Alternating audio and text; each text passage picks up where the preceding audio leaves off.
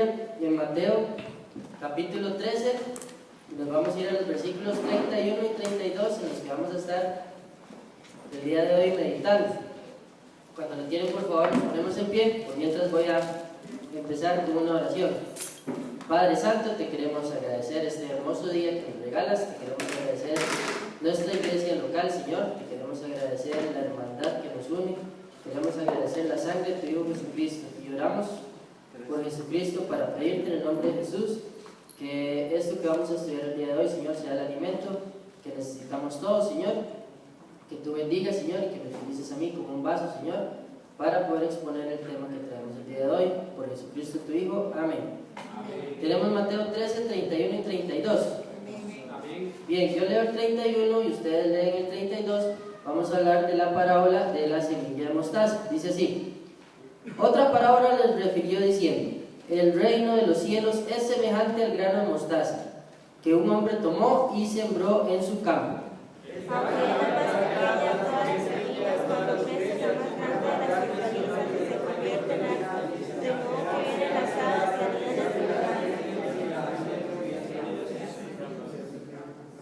Amén. Podemos sentarnos.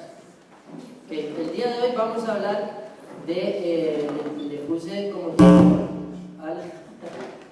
título a la enseñanza el gigantismo en la iglesia, y vamos a ver por qué.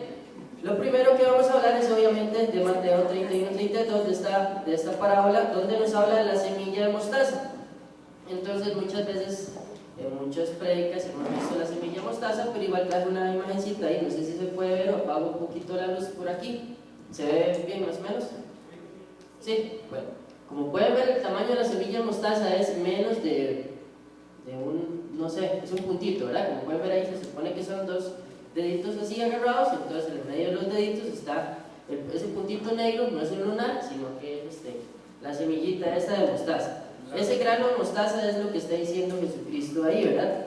El reino de los cielos es semejante al grano de mostaza. No, tendría que ser de aquí. Ok, es semejante a un grano de mostaza. Entonces, como pueden ver, Él nos dice, bueno, imaginen ustedes, el reino de los cielos es semejante a ese granito que está ahí. Es pequeñito, es una semilla, ahí se ve mejor, ¿verdad? Un poquito mejor. ¿No? De todas formas, la cámara no está grabando eso, entonces está grabando a mí, ¿no? Ah, ok. Sí, pero ustedes dos bien. Ya entiendo. De todas formas, como ven, ahí el granito de mostaza es bien pequeñito, ¿verdad? Una cosa que uno dice, eso no sirve para nada, es una piedrita, ¿verdad? Curiosamente, el grano de mostaza, cuando empieza a crecer, ya se hace de las más fuertes de las hortalizas, ¿verdad? Hortalizas. Entonces, es de las que crece más grande, ¿verdad? Entonces, Jesucristo está comparando el reino de los cielos en esta parábola con esto. Recuerden que estamos estudiando todas las parábolas, el paralelismo que tienen con las iglesias del Apocalipsis. Esta parábola en especial está pegada junto con la iglesia de Pérgamo, que lo va a explicar Luisito para que estemos atentos a la prédica, ¿verdad? Y es el indicativo del matrimonio iglesia-estado. ¿Qué sucedió en ese tiempo? Más o menos en el año entre 313, 325 más o menos, después de Cristo, es cuando hay un matrimonio. ¿Qué es el matrimonio que se da? Viene Constantino y entonces le ofrece, por decirlo así, matrimonio a la iglesia, y la iglesia acepta. ¿Qué era la ciencia de este matrimonio? Constantino quería el poder de la iglesia y la iglesia quería la protección del Estado, por decirlo así, y evidentemente crecer para llegar a más personas. Parece que es algo que tiene cierta coherencia, ¿verdad? Queremos crecer, entonces queremos hacerlo así. Pero Jesucristo no nos ha dicho que tenemos que crecer así, sino que Él va a ir agregando a su reino a los que tienen que venir. ¿Sí o no? Amén. Ok, número 1. La semilla es débil y pequeña, así como cuando uno empieza en una iglesia, es débil y pequeña. Es muy pequeña y hay que cuidarla. Por ejemplo, los bebecitos, ¿verdad? Ustedes tienen que traerlos, ¿verdad? A los bebés hay que traerlos, hay que alzarlos, hay que cambiar el pañal. Básicamente son como un estorbo casi, ¿verdad? Pero ¿qué hace uno? Por amor, uno entonces los limpia, ¿verdad? Les saca los coliquitos, los lava, todo el asunto de eso de bebés que hay que hacer, ¿verdad? Todo ese asunto, ¿verdad? Entonces hay que cuidarlo, ¿verdad? De igual forma con un miembro nuevo en la iglesia, ¿verdad? Hay que cuidarlo, hay que ayudarlo, hay que tratarlo como tiene que ser. ¿Por qué? Porque él es un bebecito espiritual. Un bebecito espiritual, entonces hay que hacerlo de esa forma. Y el alimento es muy importante. cuidado, nosotros si le damos a un bebé recién nacido una chuleta bien grande, ¿qué pasa con ese bebé? Dice, puede ahorcar, ¿verdad? Se trae un pedazo de la chuleta, ¿verdad? O le damos una papita esas pequeñitas, ya se han visto, que se hacen para gourmet, también se puede ahorcar, o hasta una canica se come. El bebé todo lo agarra y se lo echa a la boca, ¿verdad? Porque la forma de él de experimentar su vida, de experimentar todo, es a través del tacto y a través de la boca, ¿verdad? Entonces, él todo lo chupa, todo se le echa a la boca, ¿verdad? Lo que vea en el suelo, llaves, lo que sea, todo se le echa a la boca. Entonces nosotros, como padres responsables, nosotros debemos de proteger a esos bebés, ¿verdad? Así como la semillita de mostaza, débil y pequeñita. Punto número 2, la semilla tiende a crecer, ¿verdad? Es sencilla y cualquiera puede hablar. O sea, la palabra de Dios cualquier persona la puede hablar, ¿sí o no? Es algo sencillísimo, por decirlo así. Obviamente sin el Espíritu Santo es una complicación grandísima, pero la palabra de Dios es sencilla de explicar. Cualquiera de nosotros puede dar una exposición de la palabra de Dios a cualquier persona. Amén. Bien, pero para el mundo, ¿verdad? Los que no creen en estas cosas, para el mundo la palabra del Señor es despreciable. Y voy a pedirle a algunos de ustedes que me hagan el favor de buscar 1 Corintios 1:18, que nos dice más o menos lo que dice Pablo, lo que piensa el mundo acerca de la palabra de Dios. Ok, otra cosa muy importante, mientras alguien me va buscando 1 Corintios 1:18, es que la semilla mostaza tiene como un sabor picantito, ¿verdad? Que es como algo que le da sabor a la comida, por decirlo así. Esto es como una salsa lisana, ¿verdad? Es como un sazonador riquísimo, que hay que echarle a todo, ¿verdad? Igual la palabra de Dios. La palabra de Dios nos hace que se nos sazone la vida, que nos dé vida, ¿verdad? Que nos dé ese crecimiento, como ese sabor, como ese sentido verdadero que tenemos que tener en la vida, porque no ser por la palabra de Dios y porque Jesucristo vino, venir a la tierra en realidad es como, ¿verdad? Vanidad de vanidad, decía el rey Salomón, es un círculo vicioso, ¿verdad? Uno se levanta, va al trabajo, regresa a tu casa, duerme, otra vez lo mismo, otra vez lo mismo, otra vez lo mismo, hasta que sos viejito y te morís. ¿Qué sentido tenemos si no venimos a la tierra a creer en Jesucristo, a predicar su palabra? Y a pensar en lo que viene hacia el futuro, ¿verdad? Ok, ¿alguien que tenga 1 Corintios 1:18, por favor? Ok, gracias. Porque la palabra es locura a los que se pierden, pero a los que se salvan, esto es, a nosotros, es poder de Dios. Bien, gracias, John. Entonces, para el mundo le es despreciable. Muchas veces, de hecho, les iba a contar, yo creo que la vez pasada en la última prédica les había comentado lo que me pasó con un profesor en la universidad, o no les conté. Bueno, de todas formas les voy a hacer la analogía. Resulta que la primera es una clase de ética y no entiendo absolutamente nada, honestamente, ¿verdad? Pero lo que sí le entendí fue cuando él dijo Dios no existe. Cuando él dijo Dios no existe, a mí me palpitó el corazón y yo dije, pero ¿cómo esta persona va a decir esto? Entonces yo le pregunté, ok, profesor, disculpe, a ver si entendí bien. ¿Usted está diciendo que Dios no existe? Entonces me dice, sí. Ok, muy bien, le digo, entonces, ¿de dónde venimos? ¿Verdad? Entonces él me dijo, venimos de la nada. Ok, excelente, no importa, venimos de la nada. ¿Quién creó esa nada? Entonces me dice, la nada la creó el universo. Excelente, muy bien. ¿Quién creó ese universo? Me dice, la nada. Digo, pero estamos volviendo a lo mismo. ¿Quién creó otra vez la nada? Me dice, no, la nada se vino de un choque ahí, químicos y físicos. Bueno, me hizo un enredo que no entendí nada. Profesor, por favor, ¿cómo va a ser posible que usted no crea que, o sea, algo en algún momento, digámosle, piensa usted, ¿quién creó lo más pequeño que usted diga que no existe? ¿Quién lo creó? No, es que eso fue un choque cósmico de tiempos y espacios y un enredo. Y es que el ser humano es capaz de crear. Digo, no. Me dice, ¿en qué cree usted que el ser humano es capaz de crear? Me dice, por ejemplo, un pupitre. Digo, no, el pupitre es madera, es clavos, tornillos y aluminio, ¿sí o no? Sí, digo, el ser humano transforma. Y usted sabe que Albert Einstein dijo que la materia no se crea ni se destruye, solo se transforma, ¿sí o no? Me dice, sí, en eso tiene razón. Digo, ok, entonces, ¿quién creó todo eso? Me dice, ya te dije que la nada. Y en eso ya se nos metieron un montón de compañeros que ya decían que si íbamos a seguir la clase, que si íbamos a estar en ese vacilón de que es Dios y que Dios no existe y todo eso. Y había un compañero ahí que hasta que bufaba, ¿verdad? Que hasta que se ponía rojo porque ya después yo quedé como el religioso de la clase, ¿verdad?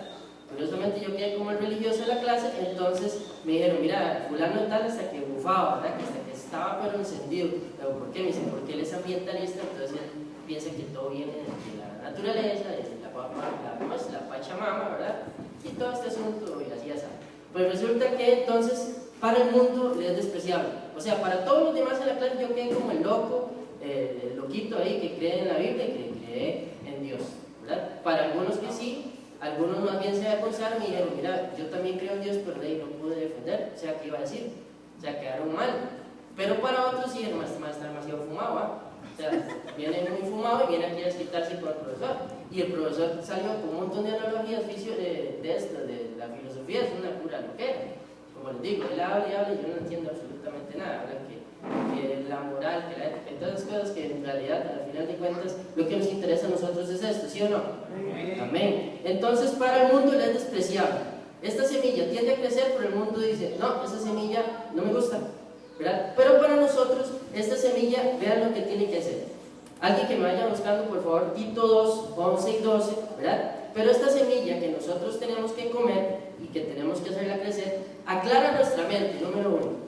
Número 2, nos inflama el corazón, ¿verdad? Nos pone a palpitar el corazón y nos mueve la voluntad de obrar en todo sobria, justa y piadosamente, como dice Tito 2, 11 y 12. ¿Ya alguien lo tiene? ¿Ok, Andrés? Porque la gracia salvadora de Dios se ha manifestado a todos los hombres, enseñándonos a vivir de manera prudente, justa y piadosa en la edad presente, denunciando la impiedad y las pasiones mundanas.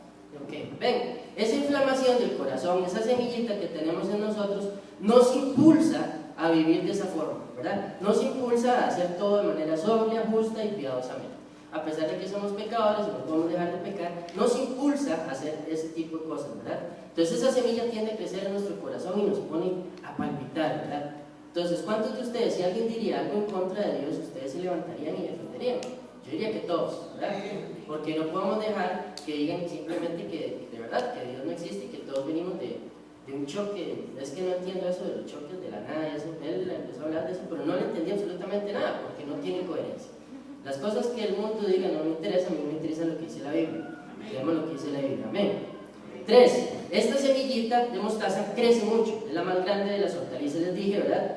Pero cuando crece mucho pasa algo, que es lo que dice el versículo. Nos vamos nuevamente a Mateo 13, en el verso 32 dice así: el cual a la verdad es la más pequeña de todas las semillas. ¿Ven? Ahí Jesucristo nos está diciendo claramente, la más pequeñita de todas las semillas, ya la vimos, ¿verdad? No nos cabe ni siquiera en una uva, parece un lunar, pero el lunar es pequeñito, ni siquiera un lunar de esos peligrosamente cancerígenos, ¿verdad? Okay. Pero cuando ha crecido, o sea, cuando esta semillita ha crecido, es la mayor de las hortalizas y se hace un arbolito, de tal manera que vienen las aves del cielo y hacen nidos en sus ramas. Entonces yo me quedé pensando, bueno, esto pareciera que es bueno. Si ya creció y se hacen nidos y llegan pájaros, pues eso quiere decir que estamos protegiendo, digamos, a gente, ¿verdad? Pero entonces nosotros tenemos que pensar, ¿qué significan estas aves? ¿Qué significan estos nidos? Y el mismo Jesucristo nos lo explica. Vamos a darle la vuelta a la página atrás, ¿verdad? Porque anteriormente Él nos dijo a dónde es que está esto, ¿verdad? ¿Quiénes son las aves? Vamos a ir a Mateo 13:4, que si no me equivoco la parábola sembrador la vimos hace 15 días, si no me equivoco, o fue la semana anterior, no recuerdo. Bueno, la parábola del sembrador dice así en Mateo 13:4. Él les habló muchas cosas por parábolas diciendo: he aquí el sembrador salió a sembrar. 4. Y mientras sembraba, parte de la semilla cayó junto al camino y vinieron las aves y la comieron, ¿verdad? Entonces de ahí Jesucristo nos habló de las aves, y como esta parábola Él mismo lo había explicado, entonces vamos a ir al verso 19, ¿verdad?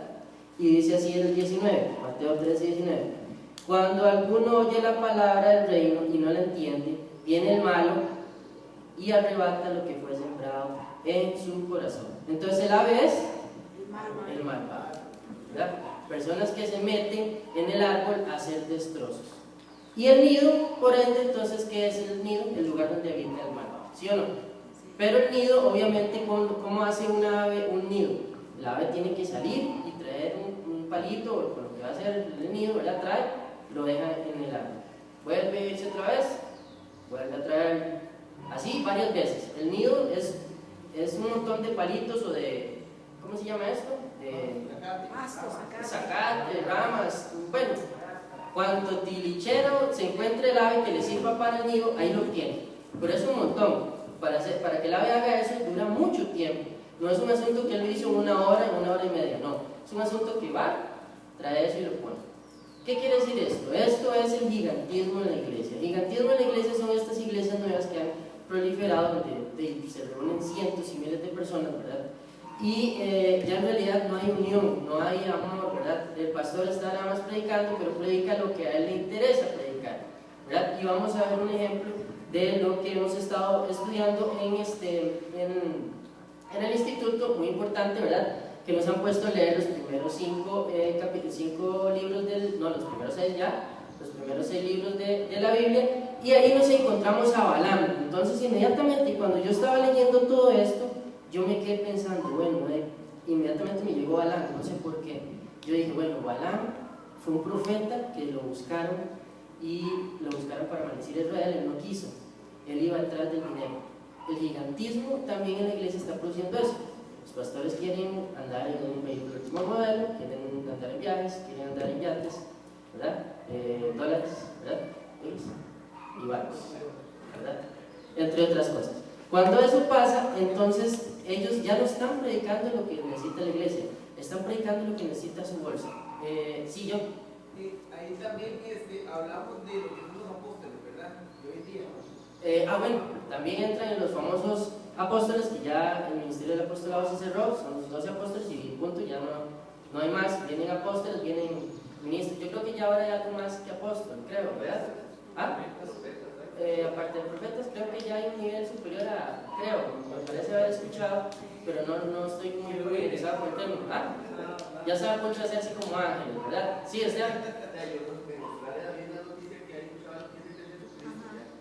otro. Sí, y se casó con María.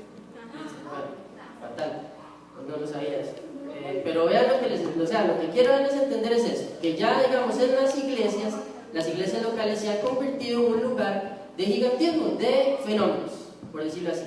Cuando la semilla no está bien, no está creciendo bien, va a crecer en forma de forma. ¿Y qué están predicando en estas iglesias? Bendición material. Generalmente eso es lo que se predica. Y motivación, o sea, son lugares de motivación. Entonces siempre recuerdo estas, por ejemplo, las pirámides, ¿verdad? Que llegan y te ofrecen el cielo y la tierra, ¿verdad? Y te dicen que con eso te vas a hacer millonario, que ya fulano gana tanto y sultano gana tanto, y el otro también, y entonces vos vas a una presentación del bendito de la pirámide, y resulta que la presentación sale uno como bien, ¿verdad? Sí, claro, yo voy a hacer planta y es una motivación, ¿verdad? Esto es exactamente lo mismo, pero agarran la palabra de Dios, predican motivación y la gente sale, ¿verdad? Inflada espiritualmente, por decirlo así, pero en realidad no aprendieron nada. En realidad lo que les dieron fue una charla motivacional. Una charla motivacional le puede dar cualquiera, ¿verdad? Claro, tiene que tener cierto carisma, ¿verdad? Pero obviamente ya la adornan con luces, ¿verdad? Vienen luces, obviamente está todo el sistema de sonido es algo perfecto, ¿verdad? Entonces todo te ayuda a vivir una experiencia fuera de lo común, ¿verdad? Eso produce ese gigantismo, que ya vos estás viendo las cosas que están aquí, no estás viendo lo que estás aprendiendo, ya no te interesa tanto eso, sino que te interesa que el pastor quiere ir a predicar esta semana de bendición o de bendición, ¿verdad? Porque los temas generalmente son esos. Yo no he escuchado otro tema en este tipo de iglesias que no sea ese. Entonces vamos a hablar un poquito de Balaam. ¿Qué Balaam son estos aves que se van metiendo en nuestras iglesias y que producen ese gigantismo?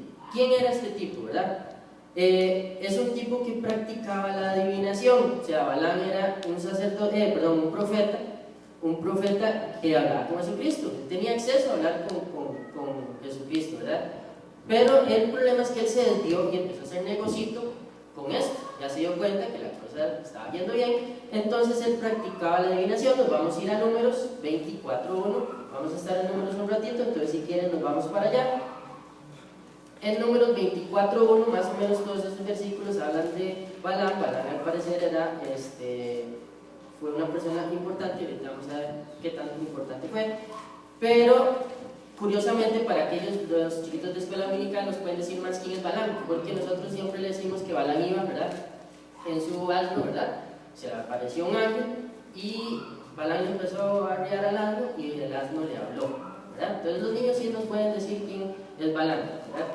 Esa persona es Balaam, para que estemos un poco más familiarizados. Fue aquel que le pegó al asno y el asno se le volvió y le dijo, pero ¿por qué me estás pegando? ¿Verdad? ¿qué es lo que te pasa? Y entonces a él se le abren los ojos y ve dónde está el ángel con la espada desenvainada y ya está a punto de volar, ¿verdad? Y aún así prefirió continuar con su negocito. 24.1 dice así, de Balaam, números 24.1. Cuando vio Balaam que parecía bien a Jehová que él bendijese a Israel, no fue como la primera y segunda vez en busca de agüero, sino que puso su rostro hacia el desierto. Ven, él le gustaba como adivinación, le gustaba agarrar eso por negocito, en forma de agüero. También tenía fama de proferir maldiciones eficaces. Eso quiere decir que Balaam era una persona que la buscaba y decía, mira Balaam, hacemos una vuelta, mira, no es que fulano, que es la competencia mía, me está yendo muy bien y me está quebrando, tíramele una maldicioncita ahí y toma, aquí está una plática para vos para que te ayudes para el reino, ¿verdad? Entonces Balaam tiraba esas maldiciones y eran eficaces. Números 22.6, damos la vuelta para atrás, ¿verdad? En las hojas, y dice así, números 22, versículo 6, dice así, ahí es cuando Balac mandó a llamar a Balac, dice así, ven pues ahora te ruego, maldíceme a este pueblo, porque es más fuerte que yo, quizás yo pueda herirlo y echarlo de la tierra. Pues yo sé que el que tú bendigas será bendito y el que tú maldigas será maldito. Eso quiere decir que ya se había corrido la voz en el pueblo de que el hombre estaba poderoso, ¿verdad? Entonces a él le ofrecen, a Balac le dice, vení, maldecí el pueblo de Israel, ¿verdad? Porque son más que nosotros y nos pueden ganar, y vení, te enseño, ¿verdad? Le abren una puertica y tiene una habitación llena de oro. Eso es para vos, para que nada más te lleve una maldicioncilla más, una menos. Entonces ahí tenés eso para que te ayudes. Jesucristo no lo dejó proferir eso, ¿verdad? No lo dejó, a pesar de que. Pero el problema es que Balaam, él busca brillar él y no Dios, como la mayoría de las falsas predicadoras, ¿verdad? De falsos profetas, falsos discípulos, todas estas cosas. Busca brillar él y no deja brillar a Dios. Nos vamos a números 22-21, leo nuevamente para ustedes, ¿verdad?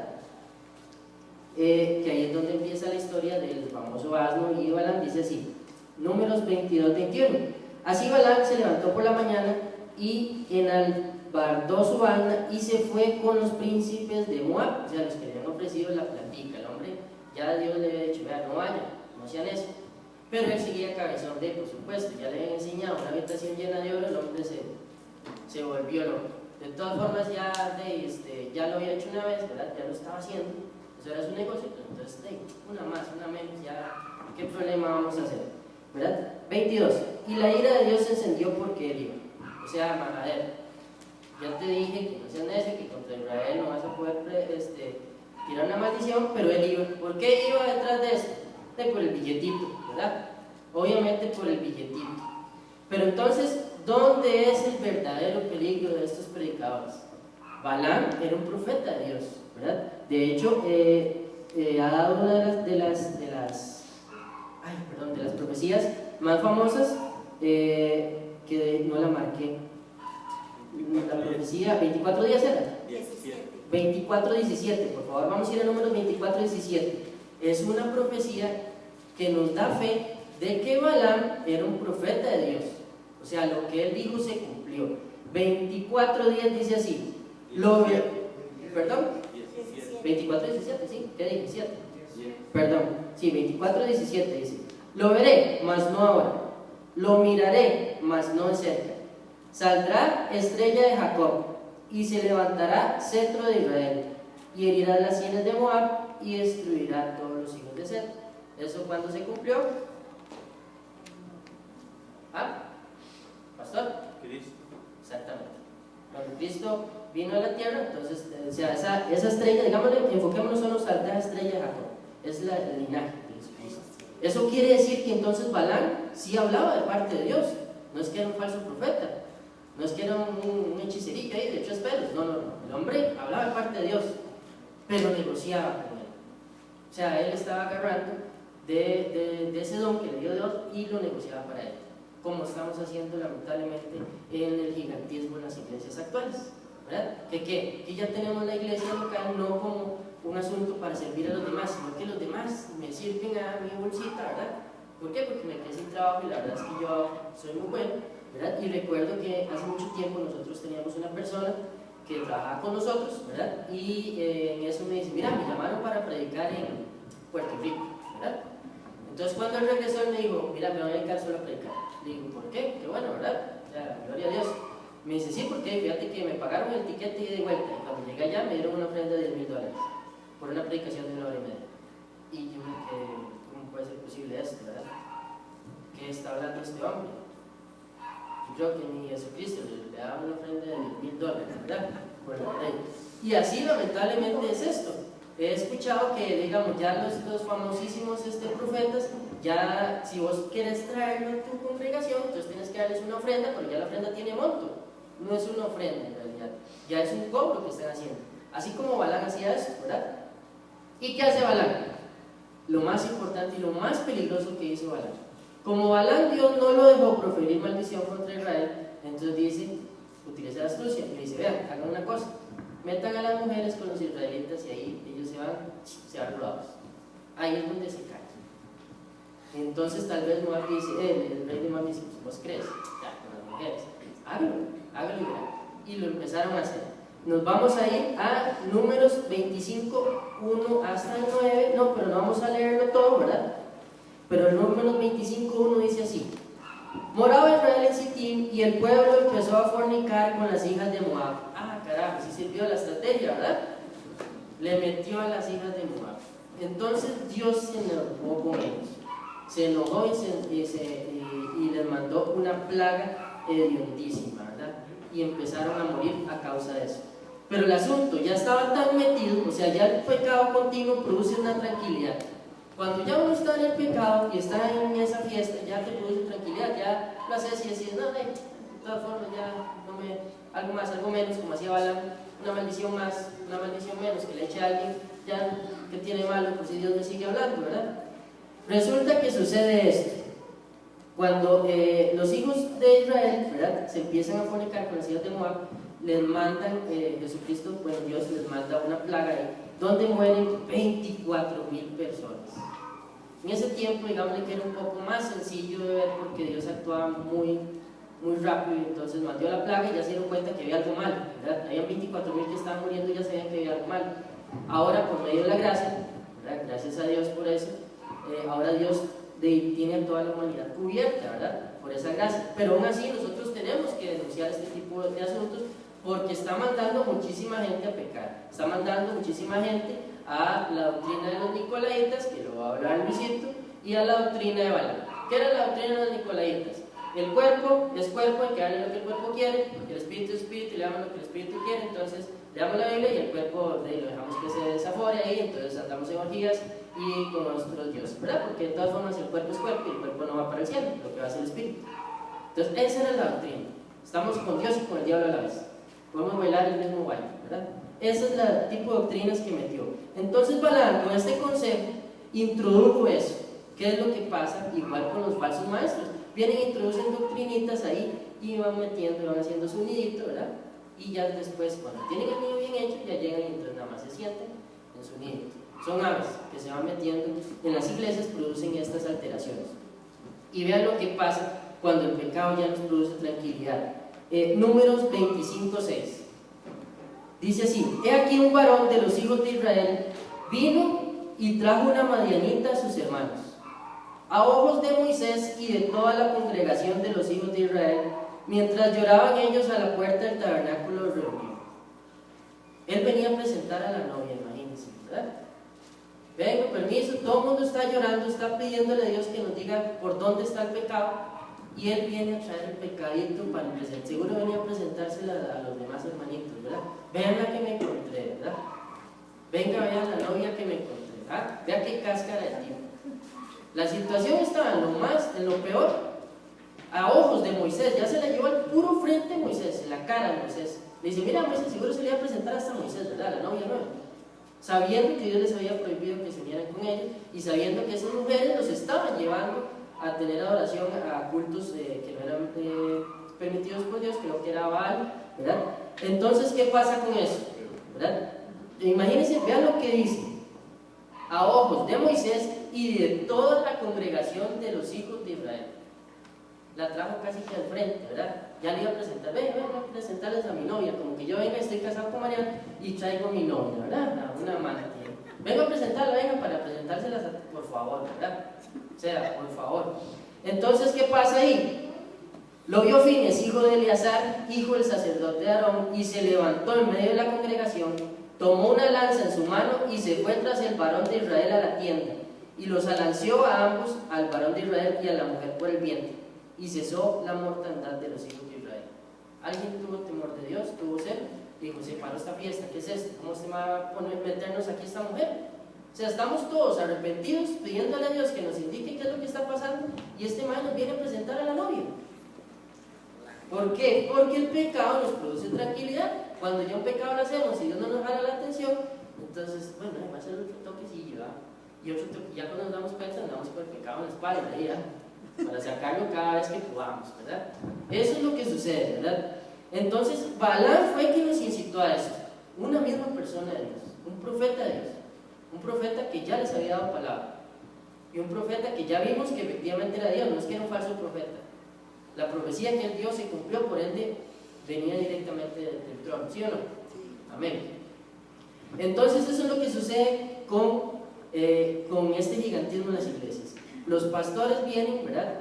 Y empiezan a meter, esas aves empiezan a meterse, empiezan a decrecer y empiezan a meter doctrinas que en la iglesia no tiene que tomar alimento, empiezan a meter doctrinas que uno no tiene que comer, o uno mismo empieza a ver doctrinas y ahora como el internet es internet y podemos ver absolutamente a todo, entonces nos metemos ahí y comemos pasto que no es el pasto que tenemos en la iglesia local, que es el pasto que Dios nos está mandando a nosotros. Y entonces empieza ese gigantismo. Entonces ya decimos, mira, no voy a la iglesia porque la verdad es que los hermanitos, ¿qué va? Mira, yo llego y no me saludo, no, me hacen mala cara. Mira, los hermanitos, ¿qué va? Mira, la prédica, Ricardo, ¿qué va? Mira, se monta ahí y puras tonterías. Lo que sea, ¿verdad? O mira, el pastor está demasiado fuerte. No puede ser que él te predique y resulte que está muy fuerte. Cuando haga ejercicio, yo fiesta, ¿verdad? O lo que sea, cualquier excusa, ¿verdad? Y después entonces dejamos de congregarnos, empezamos a comer pastito, que no es el pasto que tenemos que comer como ovejas, y empieza a producirse eso. O ya nos vamos para iglesias donde aquí venía una persona que yo lo encaré y le dije, mira, ¿cómo es posible? Pues te bautizaste aquí, ¿por qué no estás yendo? ¿Por qué no volviste? Mira, es que no comparto ciertas doctrinas de la iglesia. Excelente. ¿Qué no compartiste? Pues es que yo no entiendo cómo uno, digamos, uno puede estar peque y de que Dios te perdone y te perdone y te perdone. Digo, entonces, ¿qué significa eso? Dice, no, es que ya uno, digamos, uno es santo, digamos, uno acepta a Cristo y ya uno tiene que alejarse del pecado. Yo, pero ¿dónde dice eso? ¿Dónde dice eso en la palabra? Dice, es que obviamente uno tiene que ser santo como Cristo fue santo. Ay, Dios mío, ¿verdad? Entonces él se fue por eso, porque él no acepta que Dios en su gracia, ¿verdad?, nos cubre de los pecados que ya cometimos, que estamos cometiendo y que vamos a cometer. ¿Esa es una excusa para que nos vayamos al vacilón? Como este hijo de este varón de Israel que traía a la novia. No es eso una excusa. Pero entonces el problema es ese, que entonces no le gusta la comida que hay dando así, entonces, que se da en la iglesia, entonces inventamos cualquier excusa para irnos a una iglesia donde nos motiven, ¿verdad? Y salgamos victoriosos, salgamos que nos va a echar la plata a 2 por 1. Nosotros damos 10 y nos entran 100, ¿verdad? O sea, tratamos de hacer negocios con Jesucristo como Balaam lo hizo. Amén. Nos vamos a poner en pie entonces, por favor. Entonces recuerden que el pecado continuo produce mucha tranquilidad, ¿verdad? Vean que incluso estas personas intentaron presentar en la iglesia el pecado, y Balaam, que era una persona de Dios, hizo negocio con eso. El gigantismo en la iglesia no está bien. Y veamos la última filmina, por favor, que puse esto. La semilla del evangelio es muy sencilla, ya lo vimos, ¿verdad? Es sencilla, cualquiera de nosotros podemos predicarle a otra persona, porque la palabra de Dios se come agradecidamente, cualquiera te va a agradecer la palabra de Dios.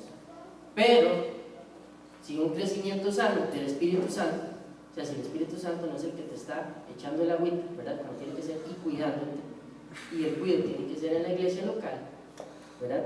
Esta va a crecer de manera deforme. Y un deforme es deforme. O sea, una persona deforme es una persona que no es agradable a la vista. Pues igual espiritualmente. Una persona que es deforme no va a ser agradable a la vista y lo que Él va a hablar no va a ser agradable para el pueblo de Dios. Amén. Amén. Bien, vamos a orar entonces. Padre de la gloria, te queremos agradecer este hermoso domingo, Señor, que nos permites estar como iglesia local. Agradecemos, Señor, tu palabra, agradecemos tu bendición y agradecemos todas las cosas que nos provees, Señor, conforme a tus riquezas en gloria en Cristo Jesús. Te queremos pedir, Señor, que nos ayudes, Señor, para seguir protegiendo el rebaño y entender, Señor, que el gigantismo, Señor, no está dentro de lo que tú dejaste para la iglesia.